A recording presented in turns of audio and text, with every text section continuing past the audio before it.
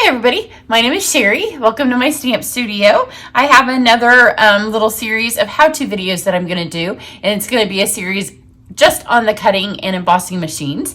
And I know that these how-to videos last a lot longer than one catalog, because a lot of times when I show you a tutorial, it's, in one catalog, so it lasts that standard life. But the cutting and embossing machine will be around a lot longer than just one catalog. So I'm not going to tell you about any upcoming class I have, but if you're interested, I do a lot of online classes. I've been a demonstrator since 1995.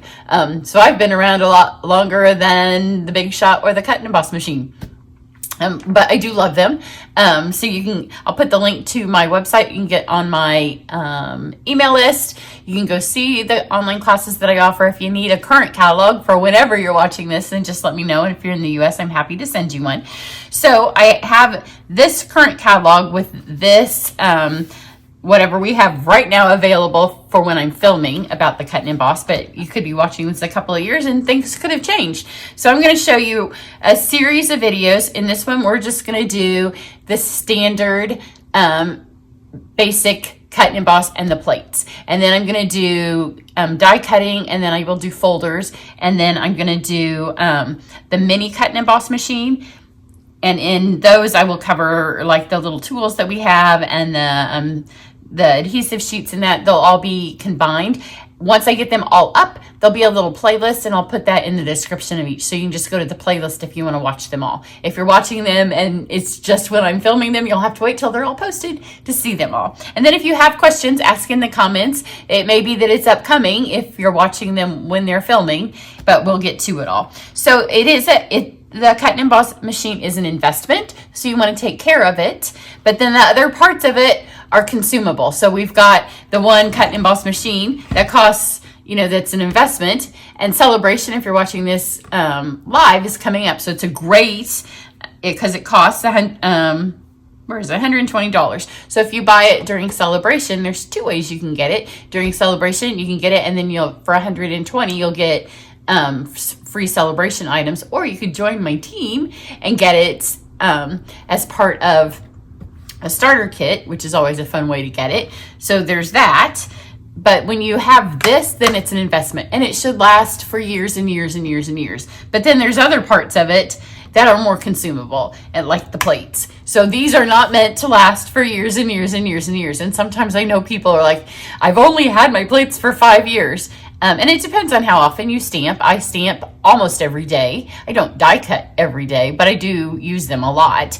They're not meant to last forever. They are consumable, and I'm going to show you why you don't want them to last forever.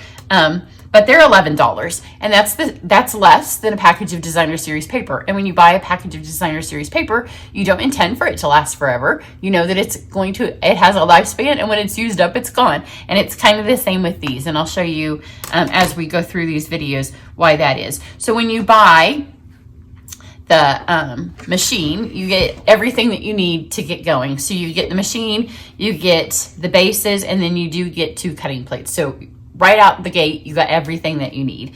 So let's kind of go through it, and I'll show you some tips and tricks of just taking care of this and using it and the plates. Now this is the gray plate, and it's for folders, and we will come back and use it. So I know, because I still do some in-person events, that when you don't stamp every day, and I know because I do I have my own website and I do some web design. Anything we don't do every day, like you learn how to do it, and then a few weeks go by, a couple months go by, and you go back to it and you feel like it's a learning curve every single time. You don't want that with your stamping. So here's a couple of tips for you. When you get this, see, it has numbers on it and it has instructions. So if you want, you can just take tape and cover up, or you can take, if you still have some white out, if you're as old as I am, you can cover up the other languages. All you need is the language that you speak. So obviously I speak English. So here's one. So this is the English that I need for this. So this is the most important part on your base. This is the base, and this just raises everything up so it reaches the cutting plate. Because if you've been around since we had the Big Shot, we used to have dies that were this fat. We don't have those anymore, but maybe one day they'll bring them back. So this is your, it's called the, I don't know what it's called anymore. I call it the base. But the most important thing on this is not a cutting surface. You don't cut on this, because if you cut on this, you're going to ruin it. It's not meant to be cut on. So never put a die directly on it. So if you need to remember that, then I just you can take a yellow Sharpie, but if you have a blend, you know, these are permanent. So just this, and mine's worn off over time. You can see that I've done it before. So this is not a cutting surface. That will remind you. And then here's the recipes. It has recipes on it. So this is cutting plate 1. Or not cutting plate, it's the base one. And so when you use it with thin dies, here's your recipe, 1, 2, 3. And if you're gonna use it with embossing folders, so here's dies, so die cutting and embossing folders. So with embossing folders, you just need a 1 and a 3. And if you're gonna, this is a standard embossing folder. And when I do the video on embossing folders, we'll go over the difference. This is a 3D embossing folder, and you need a 1 and a 4. So there's your recipe. So you don't have to think about it every time and be like, oh, I don't remember which order they go in, because it's right here, and just look at it. So here's number 2. So remember, the only time we need number 2, and this, so we call it a sandwich. You're just making a sandwich. This just raises it up a little bit more because the folders are a little bit thicker. So you need to take away some thickness. When you have the dies, you need to add the thickness. So this is plate number 2. And this is when you use thin dies. We don't have any thick dies anymore. That would be when this was a die. I may have some, and if I have them, then when I do the die video, I will get some of those out. I may have gotten rid of all of them. But for this one, this is die cutting, and you need a 1, a 2, and a 3. And then it shows you in the picture here. And when I show you those, I will do that. And then this is the 4. So this is when you need it with 3D embossing folders, and we'll get to that in the folder video. Whoops. Almost lost that. And then here are your 3s. So you can see here's 3. And you need those almost every time. You need it when you die cut and when you use folders. The only time you don't need it is when you use that gray plate. I call it the gray plate. You can call it a 4. Maybe it would help if I'm in my videos, I call them the numbers instead of the words. So that's how you know what order you need it. And when you buy the machine the first time, you get everything. And then you never have to buy these pieces again. These are, with this, once you have it forever. Unless you start cutting on this and you're not paying attention, or you cut on this one. Neither of these are, see, you could do this one. This is not a cutting surface, so don't cut on it. Okay, so you have your machine. Now, there's a couple of things I love about this as opposed to our old one. One, it's a little bit wider. So I'll show you when I do the videos why that makes the difference. Because on the other one, you didn't have any give here. It was just the width of our cardstock, and you had to make it go through. So you can clean it. I do clean it because it's white. It's really pretty, but it also gets kind of scuffy sometimes. You can see some scuff marks on it. I'm going to be really quiet. I love that this folds up. I'm going to stand up. I'm going to put this up near the camera, and I want you to listen. I don't know if you can hear it. It has paper in it. Because every time you cut, and you know, some of our dies just have tons of little pieces of paper that fall. So occasionally you want to take it and flip it upside down. And you just want to kind of shake it out. And I do it fairly often because you don't want it to have a big buildup in there. And I did brush my table off right before I started. So see, this is all falling out of the machine. So there's not a ton in it because I do it fairly often, but sometimes I'll be with somebody who's never done it, and when they flip it over, it's kind of like your toaster, you know, where just some crumbs fall out. But sometimes when people are missing a die and they're like, I can't find my die anywhere, I'm like, did you look in your machine? If they're small ones, obviously not if it's a giant one. But sometimes the little dies, they just come off in the roller in there. But look, all that just fell out of my machine. So just keep it clean. Just occasionally just tip it over. You would do the same thing with your toaster. And that just ensures that nothing's going to get stuck in it. Now, sometimes this, you might feel like it's coming out. You can just push it back in. This little plastic piece pops out. So there is a little screw. I don't know hardware terms, but you can twist it back if you feel like it's getting too loose. And then every single person's machine has a little bit different tension. So sometimes when you're doing the more intricate dies, that may come into play. Most of the time it doesn't matter. So now let's talk a minute about our plates, because this I find is the biggest thing of concern with people, because they just want them to last forever, and they're not, because they are a cutting surface. So every time you cut in them, it puts a cut. So if you saw recently, I did the windmill video, and there's the windmill. So every time you cut, the more intricate dies you put through, the more cuts, because all of those little blades put cuts. So here's some tips for using them. Obviously, when you cut, you're going to have both of your bases. I don't even have any dies here because I'm not going to actually do any cutting. So you can see, if you stack all of my little ones up, how they're all kind of going. See how they start to get warped? So this now needs to go, it kind of goes this way, so we need to flip it over and start using it that way. If you've done your Christmas cards and you made 50 and you sent them all through one way, it's very important now that you go back and start doing them the other way.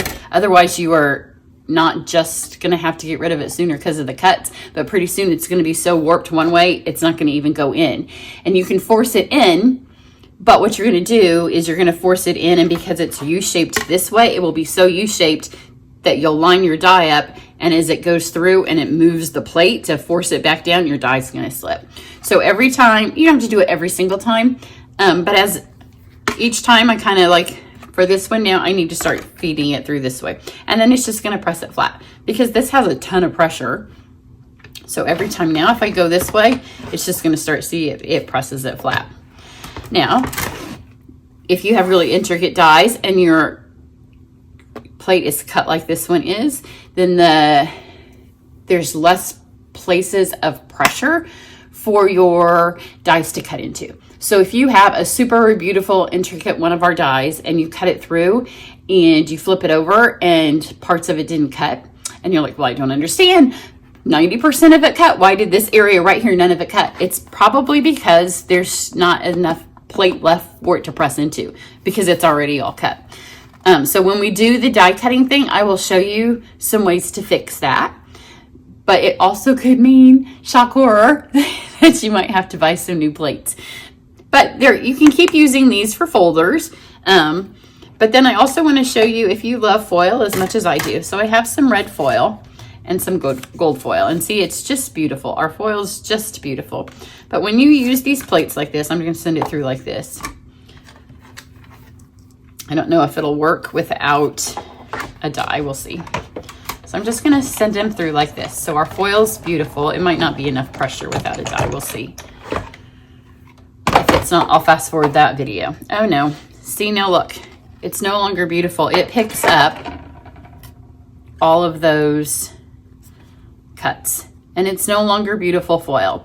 So when I would do classes in the past, and we would have a lot of people, I would write on one of my things with a Sharpie, foil only. So the one that was going through on the top was still clean, because otherwise your die, especially if it was an outline of something, the inside of it is no longer beautiful foil. It is a smudgy mess, and nobody wants that because it's picking up all of this. The other thing that it will do, let me see if I have a piece of paper here. I actually have an envelope, which is a little bit thicker. So let me put a couple of pieces of this through, and we'll see how this does. I have a piece of linen and an envelope. So I'm going to send these through. I'm going to send this one through. You can see it's a U, and I'm going to show you what it does.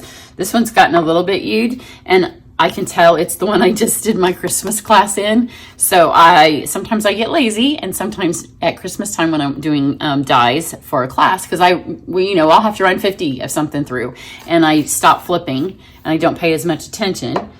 But see, now it's bowed. So to fit it through there, you kind of have to jam it, which is fine because I'm just doing this. But if there was a die there, sometimes it moves it, and it's harder, see, even to get this forced through. Do I have too many of them? That could also be the issue since I don't have an actual die. Yeah, I have one too many. So it's never going to go through. That's the other thing. Don't feel like you're going to break it. If you don't have the right sandwich and it's not going to go, it's not going to go. If you have the right sandwich and it goes, then it's okay. So we have this. Now look at all, I don't know if you can see it. There are black smudges all over my clean white envelope. They're everywhere.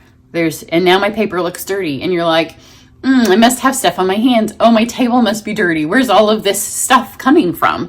Because sometimes, you know, you color a beautiful image and then you go to run it through your machine and you're like, how did it get all dirty? And the reason it got dirty is because you're using an old plate.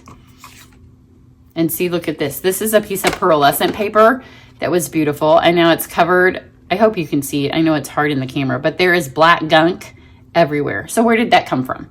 Well, it comes from all of the times that you have run cardstock through this, because the cardstock, every time you cut cardstock, and a lot of what we cut is white or vanilla, but a lot of what we cut is colored.